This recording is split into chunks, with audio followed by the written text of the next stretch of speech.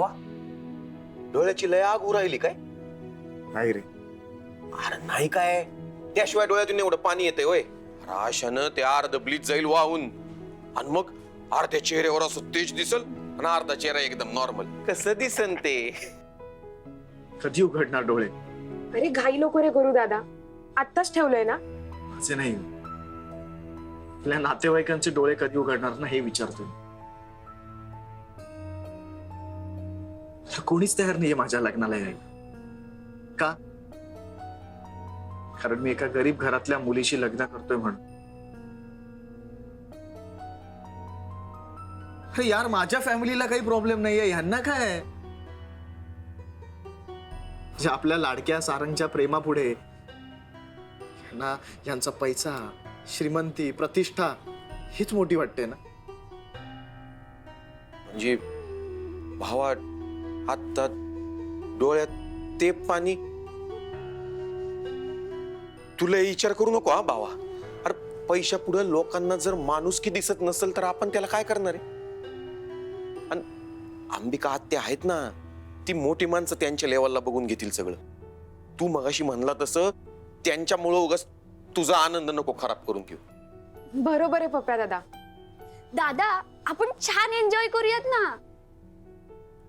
सारंग, अरे दुर्लक्ष करतो सगळ्या इकडे. असं समज त्यांची लायकीच नाहीये.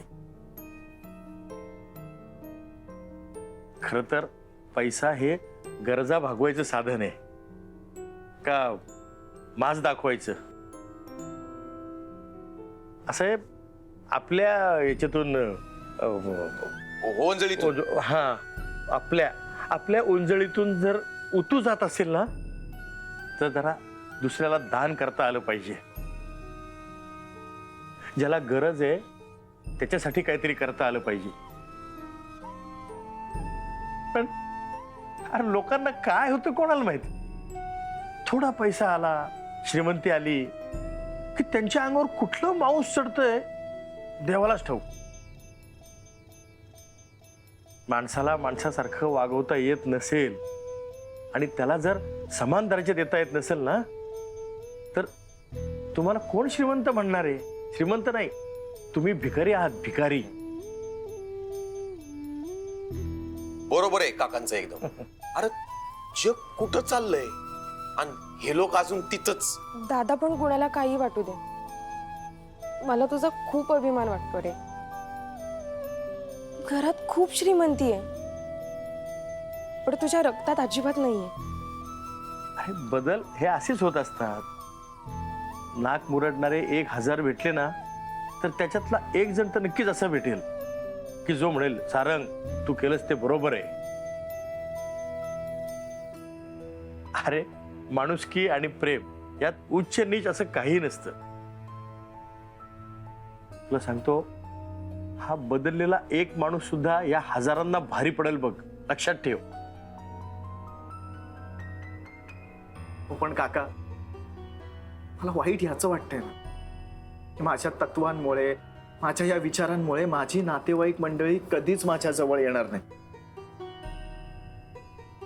म्हणजे एवढे नातेवाईक असून सुद्धा मी पोरकाच. काका मला सांगा की माझ्यासाठी म्हणून सुद्धा हे कधीच बदलणार नाहीयेत का? होईल रे, सगळं होईल. आता तुझ्या वडिलांनी हे सगळं स्वीकारलंय ना, बाकीचेही स्वीकारतील. आणि अरे सारंग, तू जर रावसाहेब नगरकरांना बदलू शकतोस तर बाकीच्यांना काय अगदी सहज बदलशील. चला चला, अख्खा महाराष्ट्र बदलायचा आहे आपल्याला. चला आवरा. काहीतरी घे कर.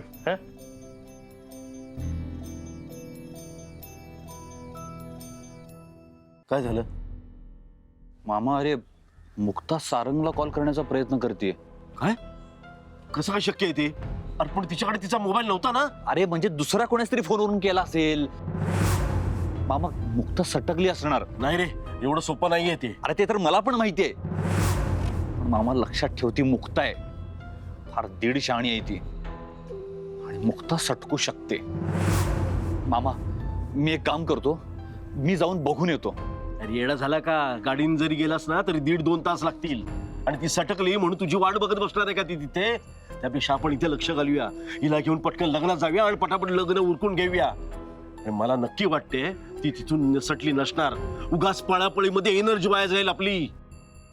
युवराज शेठ, युवराज शेठ, सॉरी नाही काय आहे, अंगभूत असलेल्या घाणेरड्या सवयीमुळे तुमचं बोलणं चोरून ऐकलं. आता मावा बोलणं ऐका, ताबडतोब आर्याला घेऊन इथून निघा. जास्त लावायला येळ तर होईल तुमचाच खेळ. हे बघ तसंच करूया. तिच्या घरच्यांना ना ह्यातलं काही सांगू नको, कारण त्यांना घेऊन आपल्या लग्नाला जायचंय. मुक्ताच्या जीवाची धमकी दे त्यांना आणि त्यांना सांग तिथे गेल्यानंतर हसून खेळून राहा, नाहीतर तिचा मुर्दा पडू अशी त्यांना भीती घाल. ते सगळं माझ्यावर सोड. आर्याला तयार व्हायला सांगायला पाहिजे आता. ते सगळं होईन हो, पण मुक्ताकडे दुर्लक्ष व्हायला नको. म्हणजे आम्ही तिच्या मागे पळू, मग आर्याचं कधी बघू? तुम्ही काय अशा ती पळता? मी भैरूला लावतो ना तिच्या माग. ती पळाली जरी असली ना तरी आधी लपून ठेवलं होतं ना, त्याच्या आसपासच कुठेतरी असणार. भैरूकडे कुलूप देऊन पाठवतो, कुलूप, म्हणजे दिसली का परत डांबून ठेवत. मामा, ही आयडिया चांगली आहे. कांता शेट, पटकन त्या बहिरला बोलो. बोलवायला कशाला पाहिजे? इथंच आहे की. भैरू, कांता शेठ, आलो आलो. तुझ्याकडे मोठी जबाबदारी द्यायची.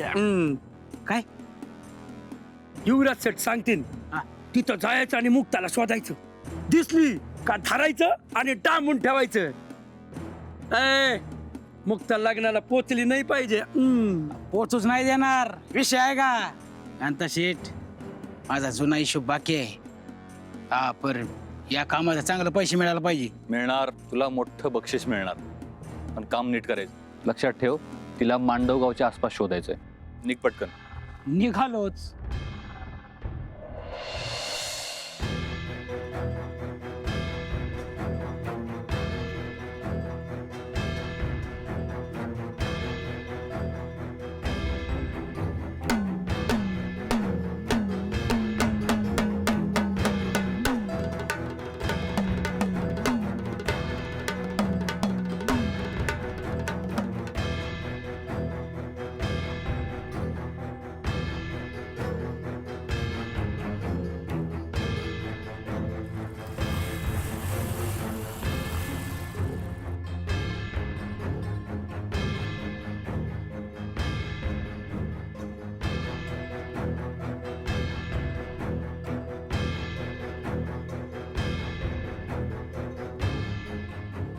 घराचं तुलूप तर दगडानं तोडलेलं आहे.